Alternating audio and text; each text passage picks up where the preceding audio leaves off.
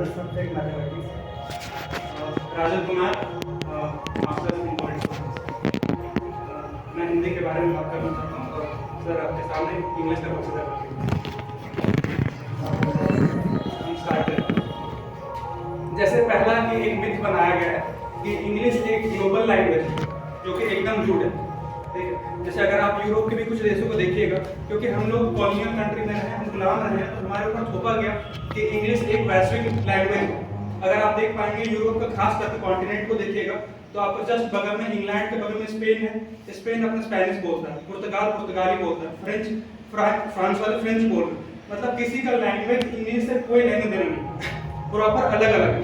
But हमारे पास ऐसा पेश किया गया है कि इंग्लिश एक ग्लोबल लैंग्वेज है और आपको इंग्लिश नहीं आता मतलब कुछ नहीं आता, जबकि ऐसा कहीं नहीं है। जहाँ पे जो देश अपनी मातृभाषा को पकड़ के रखा है, जैसे जापान, जैसे चाइना, वो काफी ग्रो किया है एज कम्पेयर टू वैसे देश जो जबरदस्ती इंग्लिश को पकड़ने का कोशिश में रह गया है, ना वो अपने आप को संभाल पाए और ना इंग्लिश को पकड़ता।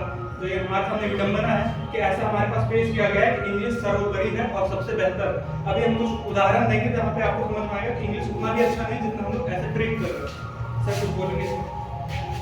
मेरा तरफ से जो मानना है, जैसे कि ये बोल रहे हैं इंग्लिश ग्लोबल लैंग्वेज नहीं, मेरा हिसाब से उनको लगता है इंग्लिश ग्लोबल लैंग्वेज है।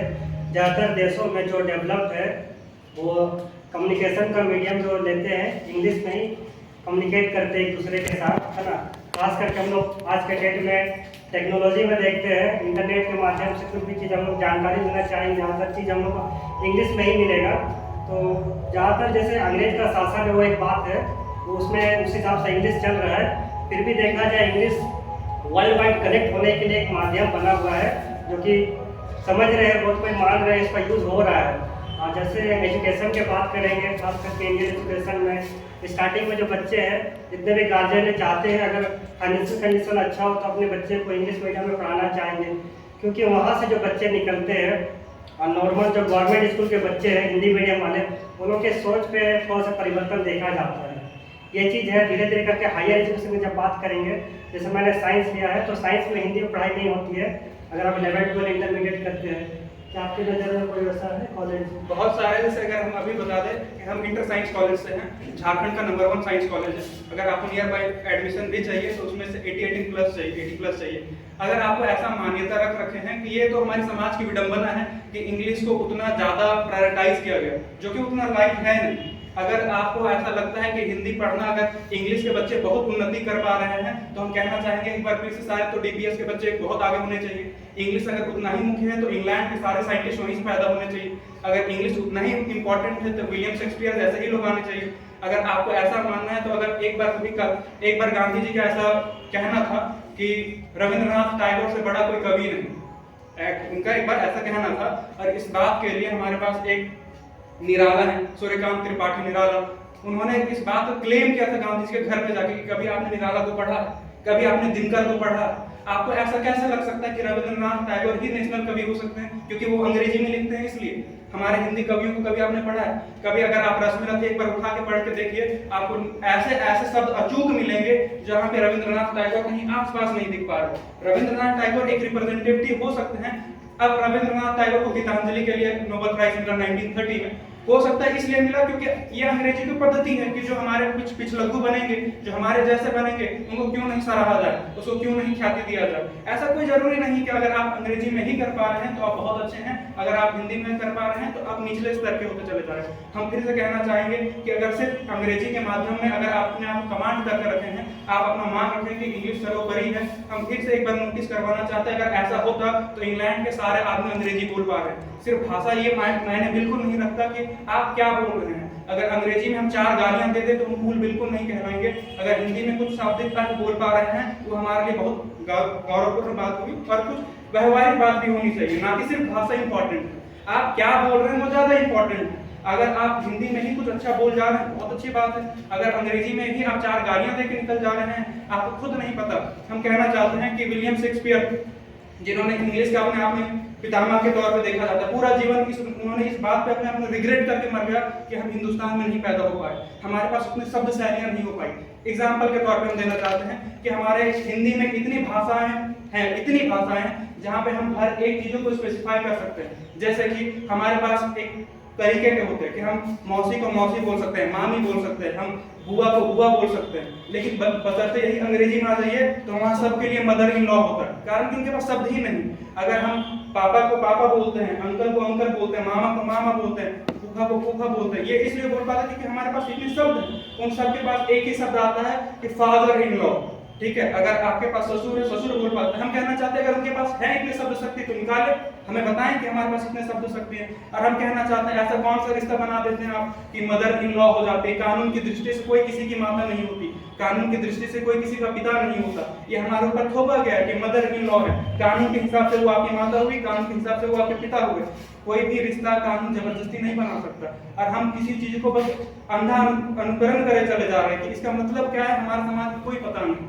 आज जो आप बोल पा रहे हैं कि मिशनरी स्कूल बहुत आगे तक चली जा रही हैं, हम कहना चाहते हैं ये एक समय की उनकी विडंबना थी कि मिशनरी स्कूल हमारे पास इंडिया में चल पा रहा है। अगर जिनको नहीं पता, हम फिर से एक बार कहते हैं, जिन्होंने बहुत सारे ऐसे होंगे जो मिशनरी में पढ़े, मैं खुद मिशनरी में पढ़ा हूँ। और स्कूल का एक फादर होता है, हर एक स्कूल का एक फादर होता है। हम कहना चाहते हैं आपके स्कूल में हमारे पास गुरुजन होते हैं, गुरुजन जो पिता के तुल्य होते हैं, पिता नहीं होते।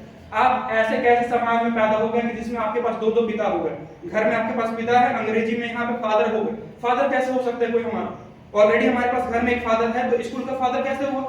ये ऐसा कस्टम आया था कि इंग्लैंड में एक समय में, मतलब वहां पे अगर आप जाए तो सेक्स फ्री एजुकेशन होता है, सेक्स फ्री कंट्री भी है, तो वहां पे मातृ प्रधान देश है।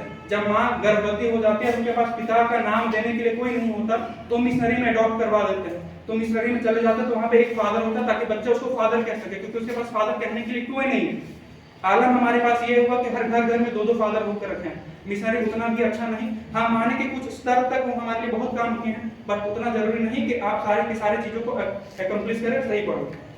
इंग्लिश एक वैकल्पिक विषय है, ठीक है, ये बात है, लेकिन सीखने का माध्यम अगर देखा जाए हिंदी का कंपैरिजन में इंग्लिश में काफ़ी इजी है सीखना, है ना। शब्द लिमिटेड जैसा आप बोले, सही बात है, लेकिन आप सीखेंगे अगर चाहेंगे हिंदी कंपैरिजन में इंग्लिश, वो आसानी से सीख सकते हैं। और इंडिया की ही बात करें, इंडिया में जैसे बहुत सारे स्टेट्स हैं, 28 स्टेट्स हैं, यहाँ पर लोगों को कनेक्ट करना चाहते हैं, खास करके आप साउथ इंडिया जाना चाहेंगे तो आप एकमात्र इंग्लिश में ही कम्युनिकेट कर सकते हैं। हिंदी भी ऑल ओवर इंडिया फैला हुआ नहीं है। और एक रोजगार का माध्यम अगर देखा जाए, खास करके इंग्लिश ज़्यादातर जो है, ज़्यादा क्षेत्रों में अगर आपको इंग्लिश नॉलेज है, प्राइवेट सेक्टर खास करके अगर देखा जाए, अगर आपका इंग्लिश अच्छा है तो आपको जॉब अपॉर्चुनिटी ज़्यादा मिलती है। ये बात आप लोग भी मानते होंगे, हमको यहाँ तक लगता है, क्योंकि सच्चाई है। हम एक आपके सामने कुछ चीजें रखना चाहेंगे, अगर सच चाहते हैं तो उसमें से हम बताएंगे कि अगर हम किसी को PUT गुट बोल रहे थे, CUT गट बोल रहे हैं, BUT बट बोल रहे हैं, तो अगर आपके पास जब 3 तरह की चीजें हैं, अगर आप बहुत सारे ऐसे अंग्रेजी में खामियां हैं जो कि हम लोग मजबूरी में कर रहे हैं, जैसे कि अगर कहीं लिखना पड़ रहा है यूरोप तो UROPE लिख रहे हैं, फिर बोल दिया जाता है E साइलेंट है, कहीं पे नाइफ लिख रहे हैं बता दिया जाता है K साइलेंट है। हमको ये कहना कि कब कौन साइलेंट है वो हमें कौन बताएगा?